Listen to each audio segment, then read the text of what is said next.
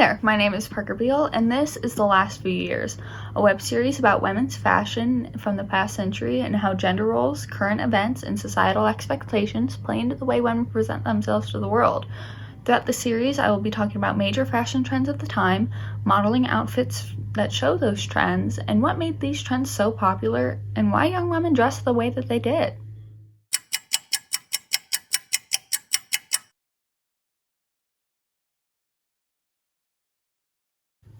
I do feel the need to make a small disclaimer for these videos. Although I will be covering the most important fashion trends of each decade, these videos will be a generalization, meaning that I won't be able to go over every trend in subculture that happened in each decade.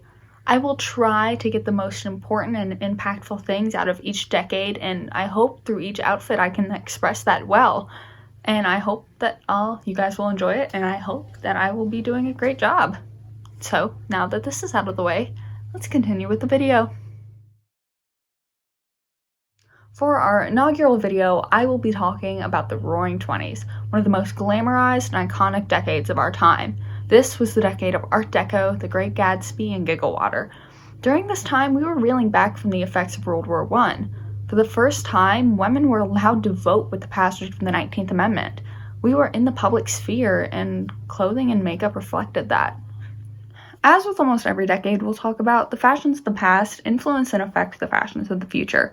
During the 20s, you see women's silhouettes become a lot more androgynous and a lot more rectangular, leaving behind the curvy, sought-after shape that was popular in decades past. Because of that, clothing became a lot less form-fitting and a lot more comfortable to wear. Women needed comfortable clothing that they could move around in, because we were working outside of the home, taking over the jobs left by men who were drafted into World War I. Women wore three-piece suits for more professional jobs, and sportswear was on the rise. Hemlines rose to right below the knee, which is the shortest they'd ever been. Hairstyles were also very short. They were cut into bobs, and they didn't require much care. The shoes that were popular were low to mid-heel Oxfords, Mary Janes, and T-strap shoes. These were shoes women could walk around in and be generally active while still being pretty fashionable. Women were active professionals that didn't faint on love seats anymore. During this decade, we also saw the democratization of fashion. Trends became a lot more accessible to common women. Because of the silhouettes of the dresses, they became a lot more easy to make. The visible lines between classes began to blur. You weren't obviously lower or middle class anymore, because fashion was so accessible to almost everyone. During this time, makeup also started to become a lot more normalized and a lot more accessible, especially during the end of the decade. My makeup is very simple and natural while still wearing enough for it to be detectable. My lip color is not drastic, and they are drawn smaller to appear very doll-like. My top lip is also drawn into a cupid's bow shape, which was the most popular shape.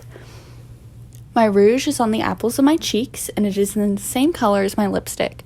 My eyebrows are also drawn a lot thinner with a plain brown pencil, and the end is curved into a longer natural length. Although I do have eyeshadow on, it is also the same color as my lipstick and rouge, and is blended up to my eyebrows with my fingers. My eyeliner was drawn on with a plain black pencil, as brown and black were generally the only pencil colors available. It is drawn all around my eyes, and is also blended out with my finger. This style of makeup was very much popularized by film stars like Greta Garbo and Clara Moore. The makeup is not completely natural because it has become more normalized and even encouraged to wear makeup towards the end of the decade. In the outfit I'm wearing, you can see that the dress is very much a rectangle. There is no waist, and it's not super feminine. My shoes are just plain black dress shoes with a low heel, and you'll be seeing them in other videos as this style didn't go out until later decades. My hair is pinned up into a very short hairstyle that keeps it out of the way and could fit under a type of hat called a cloche hat. The outfit is very similar to what a regular young woman would wear on an everyday basis. When talking about past decades, I feel it's important to tear down the stereotypes that almost everyone believes in. When people hear that hemlines were the shortest they'd ever been in this decade, our minds immediately tend to go to miniskirts. When in reality, if your hem was even above your knee, you were kind of considered a woman of the night. The stereotype of the flapper girl was also very unattainable for most women, as most of them were young women that were in college and came from means. They could afford to be at the speakeasies every day and night. Even the fashions of a flapper girl had become very stereotypical. Although you were correct in conjuring the image of a very androgynous and very skinny woman, fringe was usually too expensive for the flapper girls, as technology to mass produce it wasn't really there yet. Their hemlines were still even below their knees. Fun fact time! Yay! Woo! So some flappers actually rouged their knees, so when they were dancing, their hemlines would fly up to their thighs, and it would be kind of like a little scandalous little, ooh, you can see my knees, they're so rosy, hee hee. I'll include some pictures.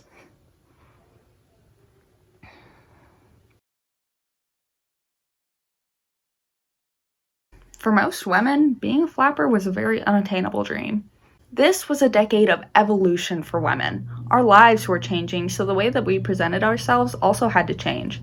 The fashion became a lot less feminine, showing how we were gaining independence and how we were no longer there to just appeal to men. Women could support themselves a lot more now, leading to both more independence in fashion and in the world. The 20s is a very interesting period for fashion because I feel it represents a very good transitional period in the way that women were being perceived. Thank you so much for watching the first video in the Last Few Years series. I cannot believe that this is finally going out to the world. I had a lot of fun making these videos for you guys to see, and I hope that you had just as much fun watching. If you enjoyed this is sounding so stereotypical, leave a like and go subscribe down below, and leave a comment of your favorite trend or fun fact from the 20s. The next video will be about the fashion of the 1930s, and how the Great Depression and the Golden Age of Hollywood affected young women. Thank you so much!